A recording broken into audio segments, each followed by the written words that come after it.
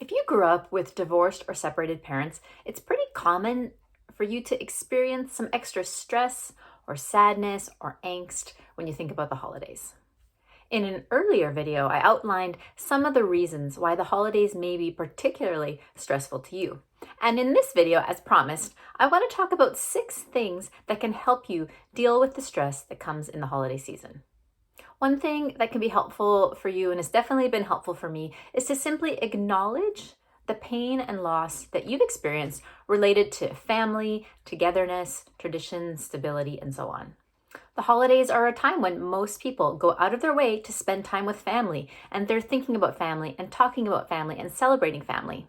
And all the buzz around family can simply highlight to you what you used to have and don't have anymore, what you've lost, what you've never had, or maybe what you wish that you had. And unless you want to move to Antarctica for a couple months, it's basically impossible to avoid this focus on family, love, connection, and togetherness. Wherever you go, you're going to be confronted with the reality of the holidays. So it's on TV, it's at the movies, it's at church, when you go shopping or ride the bus, when you get online, when you go grocery shopping, or even to the post office. It makes sense that you might be feeling especially sensitive or sad or lonely or angry or numb or resentful or something else. So when you can acknowledge that there's a reason that you might be extra sensitive at this time of year, it can really help you give yourself some compassion and grace. A second thing is to simply recognize the extra stress that comes from splitting your time between parents who are no longer together. The holidays are already stressful and busy for most people, but you have an extra layer of tension and stress and complexity that wouldn't have been there if your parents were still together.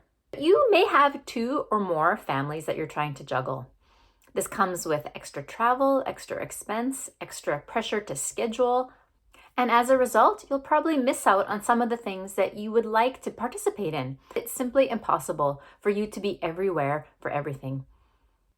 It can be helpful to cut yourself some slack and remember that you are limited in time, in energy, and finances. When you feel bad because you can't attend every event that your families are having, just remember that it's impossible to be in 2 places at once. And when you feel disappointed that you can't buy extravagant gifts for everybody on your shopping list, just remind yourself you have a lot more people to buy gifts for now than you had before your parents broke up. A third and really big area that can help you to deal with holiday stress is to spend some time exploring your expectations around the holidays. Part of what makes the holidays so stressful for everybody is that they are supercharged with expectations related to being together, being with people who love us, making memories, and having a magical time. This comes with huge pressure to always be excited and happy and cheerful and grateful. But none of us can live in this degree of intensity. Normal life, even before you add all the holidays, is already full of stress. You're working or studying, raising a family, you're dealing with finances and health and all kinds of questions. So what's helped me is to really think through, what am I hoping for when it comes to the holidays and my family? Is there a certain parent or sibling or step-sibling that I haven't seen in a long time or that I really want to connect with? Do I want to relive family traditions or be part of creating new ones? Are you hoping to relax and chill out, or are you looking for activity and fun and interaction? Do you want quality time? Do you want alone time? And of course, in different seasons of our life, there's different pressures, different expectations, different responsibilities. If you're in your teens or 20s, you might have a lot of free time. If you're a bit older, if you have your own kids and family, then you have a lot more responsibilities to juggle. So once you've had the chance to think through your expectations for the holiday, then it's good to pause and reflect on how realistic are these expectations. It's helpful to remember that every member of your family, your parents, siblings, and step-siblings, they also have their own expectations. And the reality is, many of your expectations may clash with the expectations of other people. You might want to spend some one-on-one time with your parent, but they're busy with their new spouse or kids. You might want to go out and stay busy, and your parents might want to stay at home. You might want to talk about some deep things, and they might want to keep it light and surfacey, or vice versa. And it's okay to have different expectations, but it's these differences that can often lead to conflict and arguments and hurt feelings. So what I found helpful is to have some conversations ahead of time about what I'm hoping for and what I should expect during the time that I spend with my parents. You might want to ask, who's going to be there? What are the meals or events or gatherings that are planned? If you're able to be clear with your plans, when are you going to arrive? How long can you stay? Who are you bringing with you? As well as your expectations for the holidays, that can also help your parents prepare for what that time together is going to be like.